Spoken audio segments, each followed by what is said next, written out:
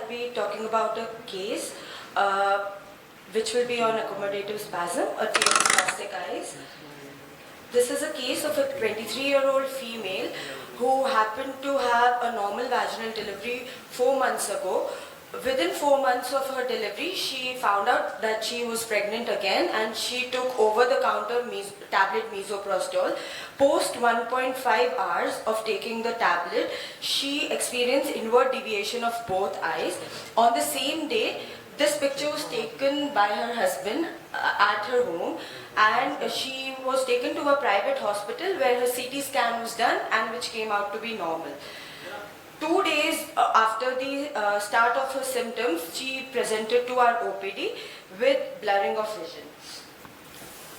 On her first visit, her uncorrected visual acuity, which she was unable to perform for some reason, refraction at presentation, which is the best corrected visual acuity, was -4 diopter spherical, 6/9 in both eyes.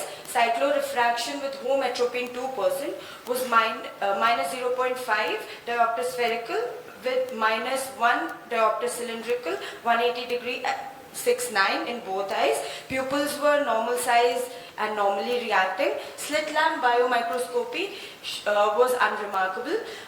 Ocular movements pre-cycloplegia showed that the abductions were not very free. However, post-cycloplegia, her ocular movements were full and free in all gazes.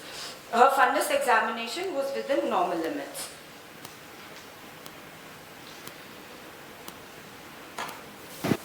This video was taken pre-cycloplegia when she presented to us. In this video, as we can see, although she is able to abduct her eyes in levoversion, but in all the other gazes, her abductions are not very free.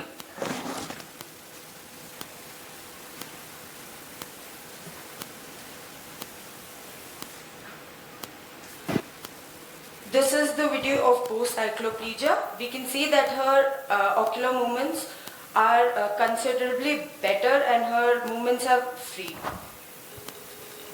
in all the gazes.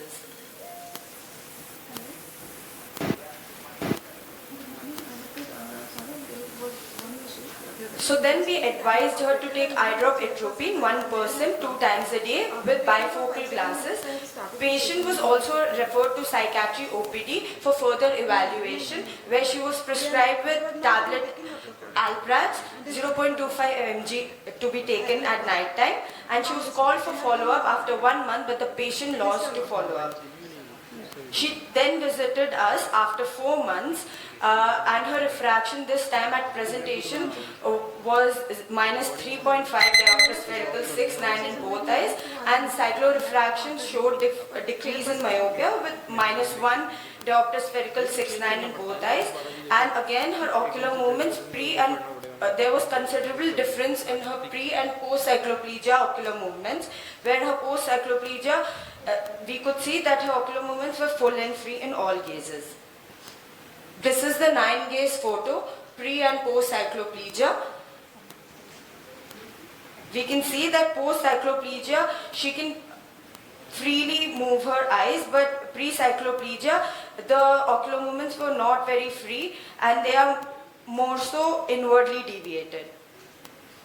The advice at a second visit was the same, and we were considering injection Botox in bilateral MR since her symptoms are not resolved. Some other important aspects about this case is that this does not happen at her mom's place, and on one occasion her husband took her to her parents' home at 2 a.m. in the night because she was suffering with the same symptoms. Thank you.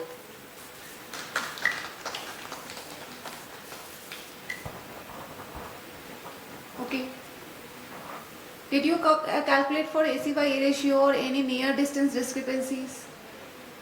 No, ma'am, we were not able to. So, what would be your provisional diagnosis? This doesn't seem to be very purely accommodative spasm. Ma'am, although the pupillary reactions were normal, but generally it is seen that if there is a pre and post cycloplegic difference in refraction of more or equal to 2 diopter spherical, it points towards accommodative spasm or near reflex spasm. Although in a few cases, the pupillary reactions are seen to be normal. Okay, nice case. Thank you.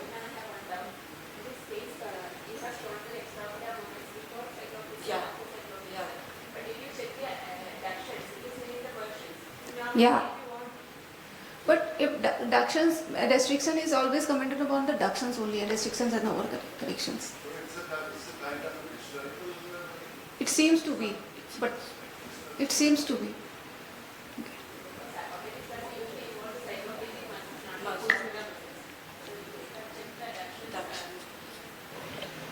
Yeah.